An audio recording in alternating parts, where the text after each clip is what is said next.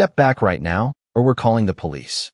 The voice cut through the glass-lined executive floor like a blade, sharp, public, final, and every head within 20 feet turned at once as two uniformed security guards closed in on Naomi Carter, their posture rigid, their judgment already made before a single question had been asked.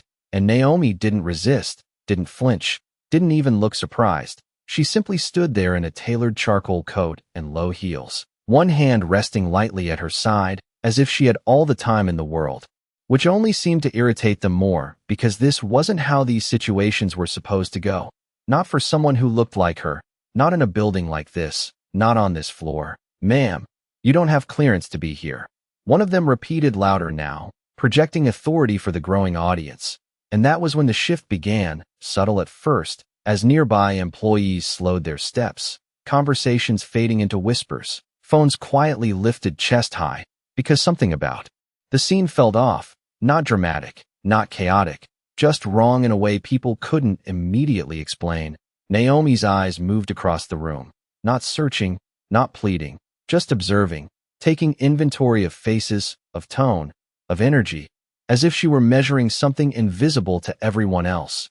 And then the manager arrived, tall, composed, confident in the way people are when they believe the system is fully on their side. "What's going on here?" he asked, already assuming control already.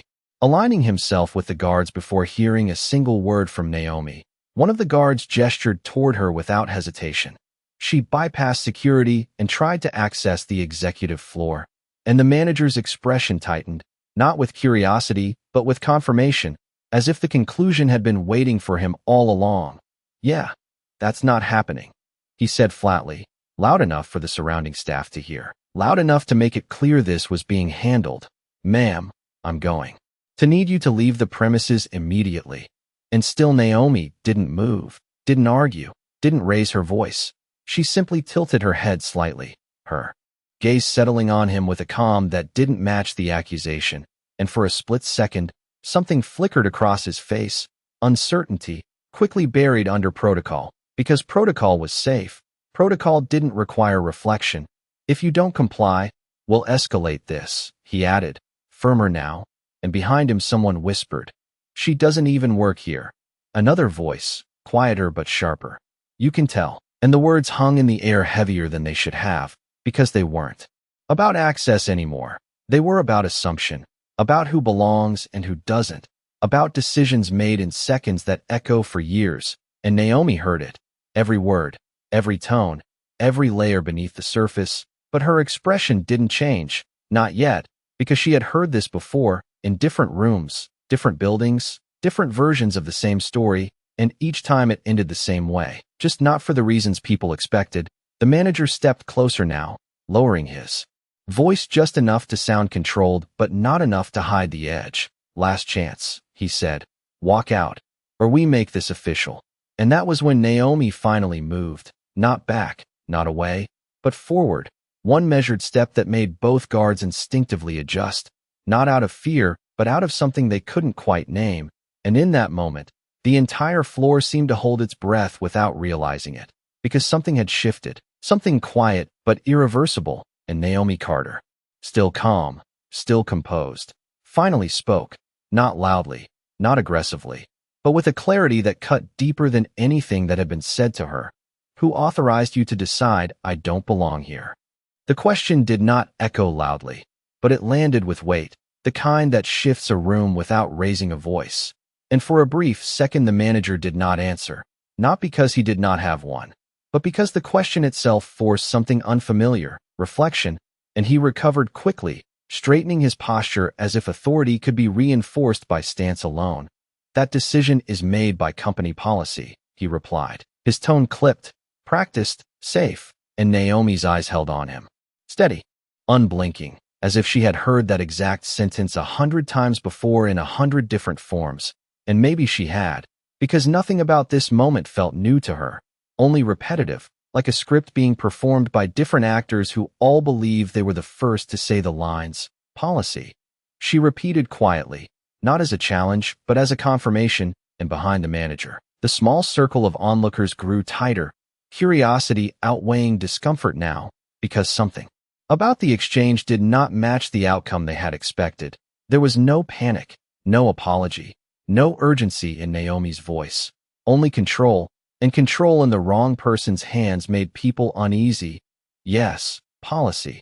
The manager continued, firmer now, leaning into the word as if it would carry him through. And right now, policy says you are not authorized to be on this floor. And that was when a younger employee near the glass conference room shifted slightly, his eyes moving from Naomi to the badge scanner on the wall, then back again, like he was trying to reconcile something that did not add up. But he said nothing. Not yet, because speaking meant stepping out of line, and stepping out of line had consequences. Naomi noticed him, not directly, but in the way someone notices movement in the corner of their vision, and she filed it away without reacting, because this was not about one person, it was about a pattern, and patterns only broke when pressure was applied in the right place. You are asking me to leave a space without verifying who I am, she said calmly. Each word placed carefully, not rushed, not emotional, just precise, and the manager let out a short breath that was almost a laugh, but not quite. Ma'am, we have already verified enough, he replied, and the words hung there, heavier than he intended, because enough according to whom was a question no one in the room seemed ready to answer. One of the guards adjusted his grip on the access tablet, glancing at the screen as if it would offer reassurance. But it did not. It only reflected the same limited information he had already decided was sufficient, and behind them, a quiet voice finally broke through, hesitant, but clear. Sir, should we at least check the system again? It was the younger employee, his tone respectful but uncertain, and the manager turned sharply, not angry but dismissive.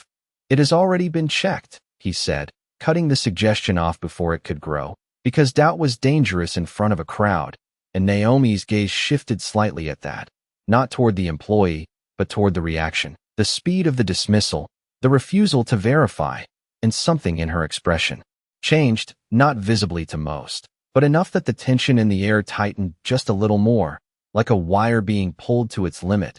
Then check it again, she said, still calm, still even. But this time there was something underneath it, not a request, not quite a command, but something closer to inevitability, and the manager hesitated, just for a fraction of a second, before responding. We are not going to delay operations for this. And there it was again, that quiet assumption, that whatever this was, it was not worth time, not worth attention, not worth reconsideration, and Naomi nodded once, slowly, as if confirming something only she could see, and then she reached into her coat, not hurried, not defensive, just deliberate, pulling out her phone with the same ease someone might check the time, and the movement alone shifted the room, not because of what she was doing, but because of how she was doing it. No urgency, no hesitation, just certainty. And as the screen lit up in her hand, reflecting softly against the glass walls around them, the manager spoke again, sharper now, trying to regain control before something he did not understand could unfold. If you are calling someone to argue this, it will not change the outcome. And Naomi glanced up briefly, her expression unreadable, her voice steady. I am not calling to argue, she said, and there was a pause. A silence that stretched just long enough to make people lean in without realizing it. I am calling to document. The word lingered in the air like a quiet warning. Document. Not argue. Not explain. Not defend. And something about that choice unsettled the room more than any raised voice could have. Because documenting meant permanence. It meant this moment would not disappear once she walked away. It meant someone else, somewhere higher, might eventually see exactly what was happening here, and the manager felt it, even if he did not fully understand why, his jaw tightening slightly as he folded his arms, trying to regain control of a situation that was beginning to slip in ways he could not quite name. You are free to record whatever you want, he said, his tone dismissive but edged. With impatience, it will not change the fact that you are not authorized to be here. And Naomi gave a small nod, not in agreement, but in acknowledgement, as if she expected nothing different from him. Her phone already at her ear now, the call connecting almost instantly, because people in her world did not wait. Carla, she said calmly, her voice even, measured. Log this interaction, executive floor. Unauthorized restriction, timestamp it. And there was a brief pause as the voice on the other end responded, crisp, efficient, unseen but undeniably present. And the effect was immediate, not dramatic, not explosive, but subtle in the way tension shifts when something official enters the room. Confirmed. The voice replied through the speaker, clear enough for those closest to hear. Logging now. Do you want escalation? And the manager's eyes flickered, just for a fraction of a second. Because escalation was a word that carried weight, even for people who did not know the full system behind it. Naomi did not look at him when she answered, her gaze still steady, her posture unchanged. Not yet, she said, and the calm in her tone made it feel less like hesitation and more like control, like she was allowing the moment to continue rather than being trapped inside it. And behind the manager, the younger employee shifted again, this time more noticeably, his eyes narrowing slightly as if pieces were starting to connect in a way that made him uncomfortable, because nothing about this interaction felt like a random intrusion anymore. It felt structured, deliberate, and that kind of confidence did not come from someone who was guessing. You are making this more complicated than it needs to be, the manager said, stepping forward just slightly, lowering his voice as if proximity could re-establish authority. If you leave now, this ends here. And Naomi finally looked directly at him again, not sharply, not aggressively, just directly, and that alone seemed to hold him in place for a second longer than he expected. That depends, she replied quietly, on whether you want it to end here. And the words landed differently than anything else she had said so far, not because they were louder, but because they carried something beneath them, something that suggested this moment was not as contained as he believed. And before he could respond, a soft electronic sound echoed from the wall beside them, barely noticeable at first, a small indicator light on the access panel flickering once, then again, as if the system itself had registered something new, something unseen. The guard holding the tablet glanced down instinctively, his brows tightening as the interface refreshed without input. And for the first time since this started, uncertainty moved through the group not as a whisper, but as a presence, quiet but undeniable. Naomi did not react to the sound, did not glance at the panel, did not shift her stance. She simply continued the call. Keep the line open, she said, her voice steady. And prepare system audit. And the reply came just as quickly. Already in progress. And that was when the room changed, not visibly, not dramatically, but in the way people stood, in the way they breathed, in the way their certainty began to loosen its grip. Because something larger than the moment had just entered it, something they could not see, but could no longer ignore. The flicker on the access panel did not stop this time. It pulsed again, slightly longer, slightly brighter, enough for more eyes to notice. And the quiet murmur that followed was not loud, but it was different. It carried uncertainty, the kind that spreads faster than confidence ever could. And the guard holding the tablet shifted his grip, tapping the screen once, then again, as if repetition might restore normal function. But the interface lagged, just for a fraction of a second. Long enough to break rhythm, long enough to plant doubt. System is probably glitching, he muttered under his breath, more to reassure himself than anyone else. But the manager heard it, and his expression tightened, because glitches were unpredictable, and unpredictability had no place in a situation he needed to control. It is not a glitch, Naomi said quietly, not correcting him, not confronting him, just stating something that sounded less like an opinion and more like a fact. And that was when the younger employee took a step forward, hesitant but unable to stay silent any longer. Sir, the panel just flagged an admin-level ping, he said, his voice low but clear enough to carry. And the manager turned sharply, irritation flashing across his face, then reset it. He replied quickly, dismissively, as if the solution were simple, as if authority alone could override whatever was happening. But the employee did not move, his eyes still on the panel, his brow furrowed deeper. Now, it is not allowing a reset, he added, and this time the words landed heavier, because they were no longer about procedure, they were about limitation, and limitation in a system like this was not common, not accidental. Naomi remained exactly where she was, her posture unchanged, her presence steady, as if the environment around her was adjusting rather than the other way around. And into the quiet tension her phone spoke again, Carla's voice precise, controlled. Audit has begun. I am seeing access conflicts across executive-level permissions, and the phrase access conflicts echoed in the manager's mind. Unfamiliar in this context, uncomfortable in its implication. That is not possible, he said quickly, almost reflexively, stepping closer to the panel now. His attention pulled away from Naomi for the first time since this started, and that shift, that brief loss of focus, did not go unnoticed by anyone watching, because it was the first visible crack in his certainty. The guard beside him glanced between the screen and Naomi, his earlier confidence fading into something more cautious, more measured, as if he was beginning to realize that the situation he thought he understood was no longer fully within his control, and Naomi, still calm, still composed, spoke again into the phone. Pull last 30 minutes of access logs on this floor, her tone unchanged, her words deliberate, and Carla responded without delay. Already retrieving. There are irregular overrides, and that word, overrides, carried weight in a system built on hierarchy, because overrides did not happen randomly. They came from somewhere higher, somewhere authorized, somewhere beyond the reach of the people standing here, and the younger employee swallowed slightly, his voice quieter now, but edged with realization. Sir, overrides only come from executive clearance. And the manager did not respond immediately this time, because the logic was undeniable. The system did not bend for guesses. It responded to authority, real authority. And the silence that followed stretched just long enough to change the energy of the room completely. No longer tense in the way of confrontation, but in the way of anticipation, as if something was about to be revealed whether anyone was ready for it or not. And Naomi finally lowered the phone slightly, her gaze returning fully to the manager, not with anger, not with triumph, but with a calm that felt far more final than either. And when she spoke, her voice did not rise. It did not need to. You might want to check again, she said. Who exactly is not authorized? The words did not raise her volume, but they shifted the ground beneath everyone standing there.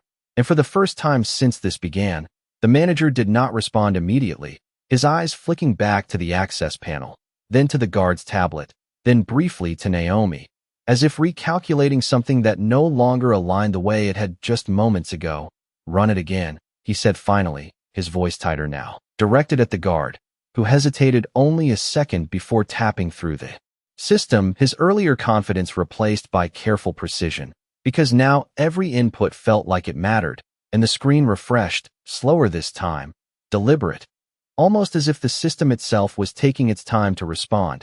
And when it did, the guard's expression changed, not dramatically, not suddenly, but enough that the shift could not be ignored, his brows pulling together, his lips parting slightly as he read something he had not expected to see. What is it? The manager pressed, stepping closer, his tone edged with impatience that was no longer fully controlled, and the guard did not answer right away, his eyes scanning the screen again as if hoping the result would correct itself, but it did not. It is showing conflicting authority levels, he said slowly, choosing his words carefully, because even saying it out loud made it feel more real than he was ready for, and the manager's jaw tightened. That does not make sense, he replied quickly, almost too quickly, because sense was the one thing he needed this situation to maintain. Clear the session and reload it. But the guard shook his head slightly, his voice lower now. It already reloaded, and behind them, the younger employee stepped closer to the panel, his eyes widening just a fraction, as he read the mirrored data on the wall display. Sir, it is not a glitch, he said, quieter this time, but with more certainty than before. It is recognizing two different command sources, and the phrase hung there, heavier than anything that had been said so far, because two command sources meant one thing. There was a conflict between who was being treated as authority and who actually was, and Naomi stood in the center of it, unmoved, unaffected, as if the system correcting itself was simply a matter of time, not chance, her gaze steady, her posture unchanged, and for the first time, the people around her were no longer looking at her as the problem, but as the variable they did not understand, and that shift was subtle, but it was everything. Carla, Naomi said softly into the phone again, her voice carrying just enough to be heard. Status. And the reply came instantly. Executive override is stabilizing. full access hierarchy is being re-established, and the words were calm, procedural, but their meaning rippled through the room like a quiet shockwave. Hierarchy, re-established. Those were not words used for visitors, or mistakes, or random system errors. Those were words used for structure, for ownership, for control at a level none of them had questioned until now. And the manager took a small step back without realizing it, his stance shifting just enough to break the illusion of dominance he had held since the beginning. "Who exactly are you calling?" he asked, his voice no longer fully steady, because now the answer mattered in a way it had not before, and Naomi lowered the phone just slightly, her eyes meeting his again, calm, direct, unshaken. "The person who built the system you are relying on," she said, and there was no emphasis, no dramatic pause, just truth delivered without decoration, and the silence that followed was no longer tense. It was heavy, weighted with realization that had not fully formed yet, but was already impossible to ignore, and behind them, the access panel let out a soft tone, different this time, cleaner, final, and every badge scanner on the floor blinked once in unison. The synchronized blink of every scanner did not come with noise, but it carried a finality that silenced the room more effectively than any command could have, and for a moment no one moved, not the guards, not the manager, not even the employees who had been quietly observing from the edges, because something invisible had just shifted into place, something larger than any one person standing there. And the guard holding the tablet looked down again, this time slower, more cautious, as if the screen might now reveal something he was not prepared to see, his thumb hovering before he tapped, and when the interface loaded, his posture changed, subtly but unmistakably, his shoulders lowering, his stance less rigid, not out of relief but out of uncertainty. "Sir," he started, his voice no longer steady, and the manager turned sharply, the edge in his tone sharper now. "What is it?" But the guard did not answer immediately, his eyes fixed on the data in front of him, scanning, rechecking, as if hoping the result would shift back into something familiar. But it did not. "The system reassigned priority," he said finally, and the words felt incomplete, insufficient to explain what he was seeing, and the younger employee stepped closer. Again, no longer hesitant, his attention fully captured by the panel. "It is not just priority," he added quietly. "It is authority." And that word landed heavier than anything before it, because authority was not something that glitched, it was defined, structured, controlled, and if it had shifted, then something far more significant than a simple access error had just occurred, and the manager's expression hardened, not with confidence this time, but with resistance. "That is not possible," he said again, but the repetition no longer carried weight. It sounded thinner now, like a statement he needed more than one he believed. And Naomi remained exactly where she had been from the beginning, her presence unchanged, her calm now contrasting sharply against the unraveling certainty around her, and she lowered her phone completely this time, the call still active but no longer needed to be heard, because the system itself was speaking in ways no one could ignore. "Carla," she said, softly, "confirm final status," and the response came without delay, clear, precise, undeniable. "Executive command has been restored to primary owner profile.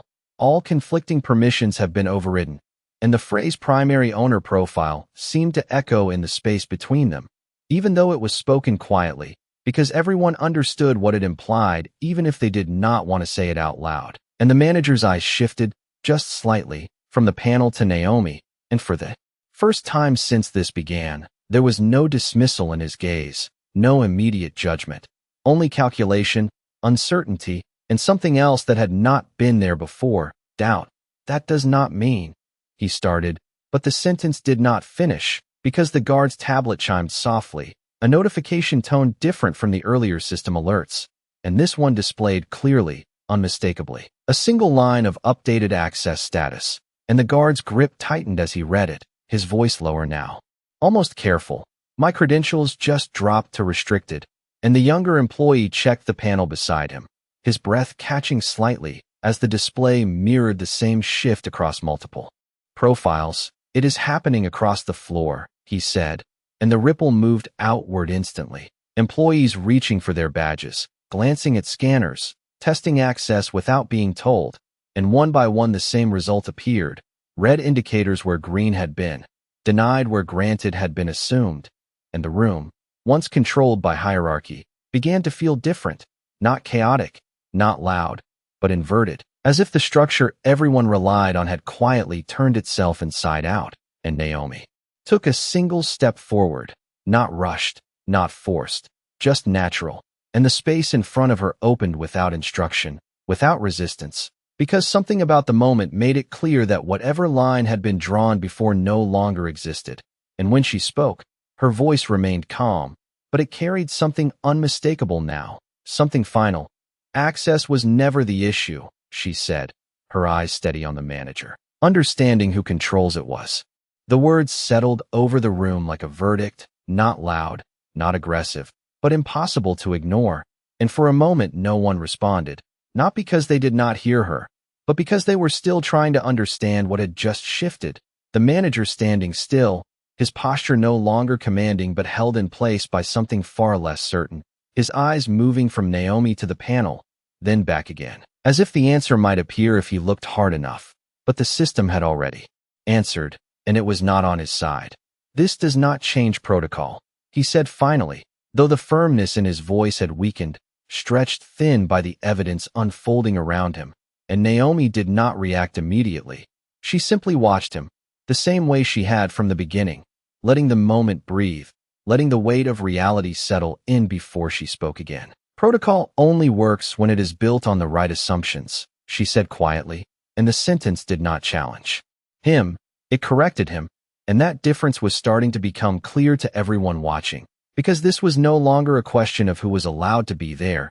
It was a question of who had the authority to decide. And the answer was shifting in real time. The younger employee stepped closer to the panel again, this time without hesitation, his eyes scanning rapidly, his voice more certain now. The system is reassigning access by ownership hierarchy, he said, and the phrase ownership hierarchy landed heavier than anything before it, because it pointed to something deeper than role, deeper than position. It pointed to control at the highest level, and the manager's expression tightened, not with denial this time, but with resistance. Then verify the ownership profile, he said quickly, as if naming it would stabilize it. But the employee had already done it, his voice dropping slightly as he read what was in front of him. It is already verified, he said, and the silence that followed was no longer tense. It was undeniable, because there was nothing left to question. The system had aligned itself with something none of them had accounted for, and Naomi stood at the center of it, unchanged, unaffected, as if this outcome had never been in doubt.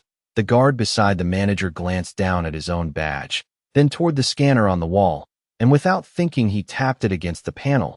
The soft beep that followed was immediate, sharp, and unmistakably different, a red indicator replacing the green he had relied on minutes earlier, and he stepped back slightly, not in fear, but in recognition that something fundamental had just shifted beyond his control, and around the floor, others began to do the same, quiet confirmations spreading like a ripple, each one reinforcing the same reality: access denied, access denied, access denied, until the pattern was impossible to ignore. And through it all, Naomi moved again, one step forward, then another, not rushed, not forceful, just certain, and the space parted naturally, not because she asked it to, but because no one standing there could justify stopping her anymore. And when she reached the access panel, she did not look at it. She did not need to. She simply raised her hand, her badge resting between her fingers, and for the first time, the system responded before contact was even made, the indicator shifting from idle to active as if recognizing her presence alone, and the quiet click of the door unlocking carried through the space like a final confirmation, not of entry, but of authority. And Naomi paused for just a moment, her gaze returning to the manager, not with anger, not with satisfaction, but with clarity, the kind that does not need to be explained. "You were not wrong to protect this space," she said calmly. "You were wrong about who you were protecting it from." And then she stepped forward, the door opening, without resistance, leaving the rest of them standing exactly where they had been. Only now the line between power and assumption had been drawn so clearly that no one could pretend not to see it. The door closed behind Naomi with a soft, controlled click, sealing off the noise, the whispers, the uncertainty that still lingered outside. And for the first time since the confrontation began, the space shifted from public tension to private clarity. The executive floor quiet, precise, designed for decisions that shaped entire divisions, and Naomi walked forward without hesitation, her steps measured, her pace unhurried, as if nothing unexpected had occurred, as if this moment had always been inevitable. And behind the glass walls, a few senior staff members looked up from their desks, their expressions changing the instant they saw her, recognition replacing confusion, posture straightening, attention sharpening, because here, in this space, she was not a question, she was a fact. And Naomi paused briefly near the central conference table, her hand resting lightly against the polished surface, her gaze steady as she took in the room, not to admire it, not to claim it, but to ground herself in it, because moments like this had layers, and beneath the control, beneath the authority, there was memory, and it surfaced now, uninvited but familiar, a younger version of herself standing in a lobby years ago, holding a folder too tightly, being told she needed to wait, being told she was in the wrong place, being told, without the exact words, that she did not belong, and she had waited then, had swallowed the moment, had learned from it, built from it, turned it into something that could not be dismissed the next time. And now there was no waiting, no permission needed, just presence, earned and undeniable. Her phone buzzed softly in her hand, Carla's voice returning, steady as ever. The system audit is complete. All unauthorized actions have been logged, including the access restriction placed on your profile. And Naomi nodded once, her expression calm, but her eyes sharper now, focused, deliberate. Forward it to compliance and legal, she said, her tone unchanged. And flag it for executive review. And there was no hesitation on the other end. Already in progress, Carla replied, and Naomi lowered the phone, placing it gently on the table as she turned toward the glass wall that overlooked the rest of the floor, the same space where she had just been stopped, questioned, reduced to an assumption, and through the transparent barrier, she could still see them. The manager standing near the panel, the guards shifting their weight, the employees lingering, no longer pretending to work, all of them caught in the aftermath of something they could not undo. And Naomi watched for a moment, not with anger, not with satisfaction, but with understanding, because this was never about one person or one moment. It was about a pattern, a system of quiet decisions made too quickly, too confidently, based on things that had nothing to do with truth. And her voice, when she spoke again into the open space, was calm, controlled, but carried across the room with unmistakable authority. Schedule a full review of access control protocols, she said, not to anyone in particular, but to the system, to the structure, to the people who would soon hear it through channels that mattered. Every assumption needs to be examined. And the words were not loud, but they carried weight, the kind that moved beyond the room, beyond the moment, and behind her. One of the senior staff members stepped forward slightly, respectful, attentive. Do you want us to restrict access to this floor until the review is complete? He asked, and Naomi turned her head just enough to acknowledge him, her expression thoughtful for a brief second before she answered. No, she said, her tone steady. I want them to see exactly what happens when the system corrects itself. And the statement settled into the room like a quiet declaration, not of punishment, but of consequence. And outside the glass, the manager looked up, meeting her gaze through the barrier for the first time since she had walked past him. And in that moment, the distance between them was no longer about space. It was about understanding, about the difference between thinking you are in control and realizing you never were. And Naomi held that gaze for just a second longer before turning away, because the point had already been made, not through volume, not through force, but through clarity that could not be reversed. Outside the glass, the energy did not settle. It shifted, uneven, uncertain, as if the floor itself had lost its balance. And the manager stood exactly where Naomi had left him. But he was not the same man who had raised his voice minutes earlier, his posture no longer anchored in authority, but held together by something far more fragile, the need to understand what had just happened before it spread beyond his control. And around him, the employees had stopped pretending to return to normal. Their attention pulled toward the access panels, toward their badges, toward the quiet realization that whatever system they trusted had just rewritten the rules without asking for permission. Try it again, the manager said, his voice lower now, directed at one of the guards, not as a command, but as a request he needed answered, and the guard hesitated only briefly before stepping forward. Pressing his badge against the scanner once more, the same red flash responded instantly, consistent, final, and the sound it made, a short, clean denial, seemed louder now in the silence that followed. "It is not changing," the guard said, his tone measured, careful, because even stating the obvious felt risky in a moment like this. And the younger employee, still near the panel, scrolled through the system logs again, his focus sharper than before, no longer hesitant. Because the situation had moved beyond uncertainty into something undeniable. "The override is holding," he said. Quietly. "It is not temporary." And the manager exhaled slowly, his gaze lifting toward the glass wall again, toward Naomi, who now stood inside the executive floor, composed, unaffected, already operating as if this disruption had been nothing more than a brief delay. And that contrast, that distance between panic and control, made everything clearer in a way no explanation could. "Who is she?" Someone whispered from behind him, not loudly, but enough for the question to move through the group. Like a current, and no one answered, because no one wanted to say it out loud before they were certain. But the system already had, and systems did not guess, systems confirmed, and the manager stepped closer to the panel himself now, his hand hovering before he tapped into the access hierarchy, navigating deeper than he had earlier, past the surface-level permissions, past the roles and departments, into the layer that few people ever needed to see, the layer that defined ownership. And when it loaded, he did not react immediately, not visibly, but the stillness in his posture spoke louder than any expression could, because the name displayed there did not match the assumptions he had built his authority on. It did not align with the narrative he had followed without question, and for a brief moment, everything that had felt certain began to rearrange itself into something else entirely, something that could not be undone with a command or dismissed with protocol.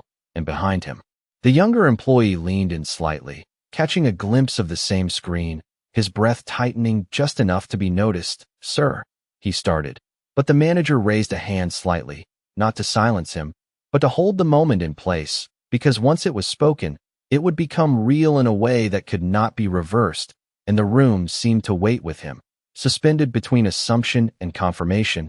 And inside the glass, Naomi reached for her phone again, her movement steady, precise, as if everything was proceeding exactly as expected. And when she spoke, her voice carried just enough to reach beyond the barrier. Calm, controlled, unmistakable. "Carla, proceed to final authorization."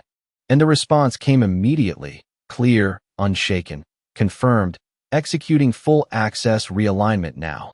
And the manager's eyes remained fixed on the screen in front of him, because the answer he had avoided was no longer avoidable. It was already there, written into the system he thought he controlled, waiting for him to acknowledge it. The confirmation did not come with a dramatic sound or a visible shift. It came quietly, like a system settling into truth after resisting it for too long. And the screen in front of the manager updated in a single, irreversible line: ownership verified, primary authority active. And for a moment he did not move, did not speak, because the words did not just change the situation. They dismantled everything he had relied on to define it. And behind him the younger employee saw it too, his eyes widening slightly, not in shock but in recognition, because systems like this did not lie, they did not assume. They reflected structure as it actually existed, and what existed was no longer aligned with what had just happened minutes earlier. "Sir," he said again, quieter this time. But the manager did not respond, his focus still locked on the screen, as if looking away might undo what he was seeing. But it would not, because the system had already completed its correction, and across the floor, the ripple finished spreading. Badges that once granted access now denied it consistently, without exception, without error, and the hierarchy that had felt so stable before now stood exposed, not broken, just misunderstood. And inside the glass, Naomi stood with the same calm she had carried from the beginning, her phone still in hand, her posture steady, as if she had simply allowed time for the truth to surface rather than forcing it into view. Final authorization complete. Carlos. Voice echoed softly through the speaker. Precise. Controlled. All access has been reassigned according to primary ownership, and the phrase settled into the space between them. Heavy. Definitive. Leaving no room for interpretation, and Naomi lowered the phone slowly, her gaze lifting toward the glass, meeting the manager's eyes fully now, not as a challenge, not as a confrontation, but as a mirror, reflecting back the moment exactly as it had unfolded.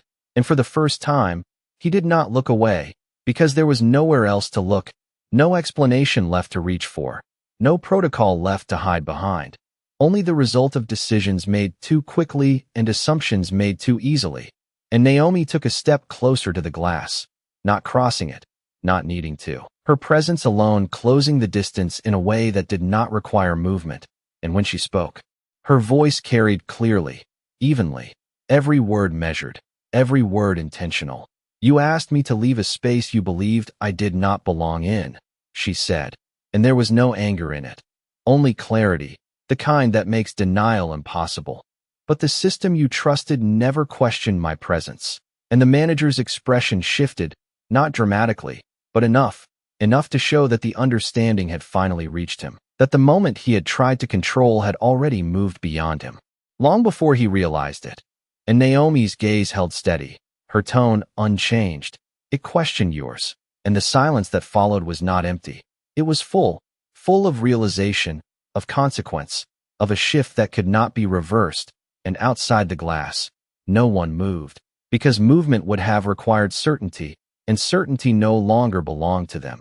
It belonged to the person they had just tried to remove, and Naomi, without raising her voice, without demanding acknowledgement, had already taken back what had never truly been lost, authority, not declared, but revealed. No one spoke after that, not because there was nothing to say, but because everything that could be said had already been replaced by what had been revealed, and the manager stood there, still facing the glass, but no longer holding the room together. His authority had not been taken from him in a dramatic moment. It had simply dissolved under the weight of truth, and around him the employees shifted subtly, not stepping away, not stepping forward, but adjusting, recalibrating, because the structure they had trusted had just been exposed as something they had misunderstood. And the younger employee lowered his gaze from the panel, not out of shame, but out of recognition, because he had seen the moment it changed, the exact second where assumption lost to verification, and he knew there was no going back to how things had been before. Sir, he said again, softer now, but this time the word carried something different, not a question, not a prompt, but a signal, and the manager finally moved, just slightly, his shoulders dropping in a way that no command could have forced, his hand falling from the panel as if the system itself no longer belonged to him, because it did not in the way he had believed. And inside the glass, Naomi turned away from him, not abruptly, not dismissively, just completely, because the moment between them had already reached its conclusion, and she walked toward the center of the executive floor, where decisions were made without noise, without spectacle, only consequence. And one of the senior staff stepped closer, his posture respectful, his voice measured. The access logs have been secured, he said. Compliance is requesting immediate review. And Naomi nodded once, her expression steady, focused. Approve it, she replied, and include every recorded interaction from the last hour. And there was no hesitation, no need for clarification, because her authority did not require reinforcement. It had already been demonstrated in real time. And behind the glass, the ripple of understanding continued, the guards no longer standing as barriers but as witnesses, their role reduced not by force, but by reality. And one of them glanced at the manager, uncertain, waiting for direction that no longer came, because direction required certainty, and certainty had shifted elsewhere. And the younger employee finally spoke again, this time not to the manager, but to the space itself. The system did not fail, he said quietly, almost to himself. It corrected. And the words lingered, simple but precise, and they carried further than anything else. Spoken since the moment began, because they named what had happened without emotion, without defense, just truth. And Naomi paused near the far end of the floor, her reflection faint in the glass as she looked out over the city beyond. The same city where moments like this played out every day in quieter ways. Unseen, unrecorded, but no less real. And her voice, when she spoke again, was not directed at anyone in particular, but it carried through the room with the same clarity as before. Respect is not a policy, she said, calm, unwavering. It is a decision. And behind her, the silence held, not empty, not uncomfortable, but full of something that had not been there before, awareness. And outside the glass, the manager finally stepped back from the panel, not because he was told to, not because he had to, but because he understood, too late for the moment, but not too late to recognize it, that the line he thought he was protecting had never belonged to him in the first place. The room did not return to normal. It redefined itself, and that distinction settled slowly, visibly, as the people outside the glass began to shift not out of confusion anymore, but out of recognition, because what had just happened was no longer unfolding. It had already concluded, and now all that remained was consequence. The manager stood still for a moment longer, then turned slightly, not toward Naomi, but toward the employees who had witnessed everything, his presence no longer commanding attention but acknowledging it. And for the first time his voice, when it came, was measured in a different way, not controlled, not assertive, but careful. "Everyone return to your stations," he said, and the words were softer than before, lacking the force they once carried. Yet they were followed, not out of fear, but out of habit, and as people moved, there was no conversation, no speculation spoken out loud, only quiet glances, exchanged understanding, the kind that did not need to be explained because it had been seen, and the guards stepped back from the access point, no longer forming a barrier.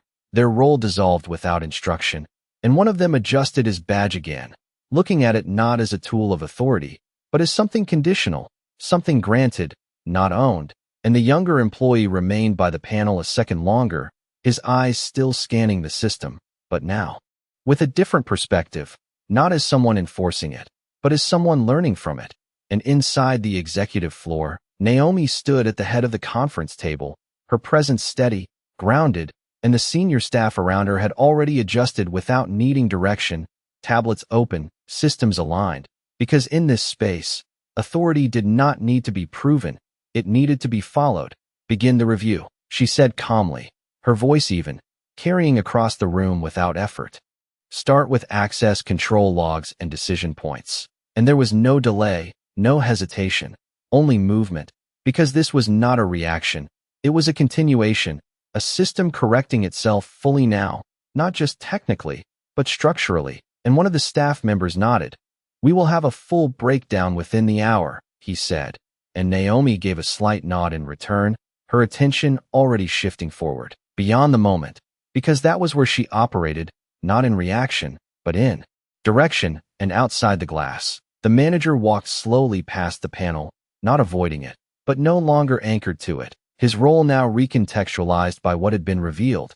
And as he moved, he paused briefly, glancing once more toward the executive floor, toward Naomi, and there was no confrontation in the look, no resistance, only acknowledgement, quiet and unspoken, because some things did not need to be said to be understood. And then he continued on, his steps measured, his posture different, not diminished, but aware, and the floor settled into a new rhythm, one that felt less rigid, less assumed, more observed. And inside the glass, Naomi placed her hand lightly on the table again, grounding herself in the present, her reflection faint in the surface, and for a brief moment, there was stillness, not empty, not uncertain, but complete, because the correction had already happened, not through force, not through noise, but through clarity that had no need to announce itself. And when she spoke again, her voice carried the same calm authority it had from the beginning.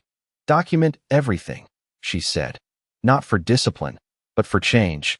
And the words moved through the room with purpose, because this was never just about one moment. It was about what came after it, and how it would not be repeated. By the time the floor settled into its new rhythm, nothing looked dramatically different. The same glass walls, the same polished surfaces, the same quiet hum of systems running beneath it all. But everything felt different, and that was the part no one could ignore, because the change had not been in the space, It had been in the understanding of it, and understanding, once shifted, does not return to what it was, it moves forward, whether people are ready or not. And Naomi stood at the edge of the executive floor, looking out over the city again, her posture relaxed but grounded, as if she carried both the weight of what had just happened and the clarity of what it meant. And behind her the team continued working, not hurried, not pressured, but aligned, because direction had been set without confusion, without contradiction, and that was the difference, not authority forced, but authority recognized. And outside the glass, the same floor that had once questioned her presence now moved with a different awareness, quieter, more deliberate, as if every action carried a second layer of thought.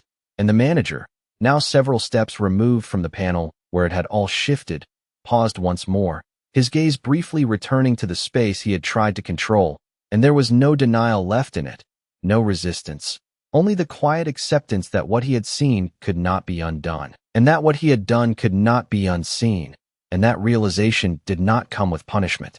It came with responsibility, the kind that stays long after the moment ends. And inside, Naomi turned back toward the room, her reflection fading from the glass as she stepped forward again, her voice calm, steady, but carrying the weight of everything that had unfolded.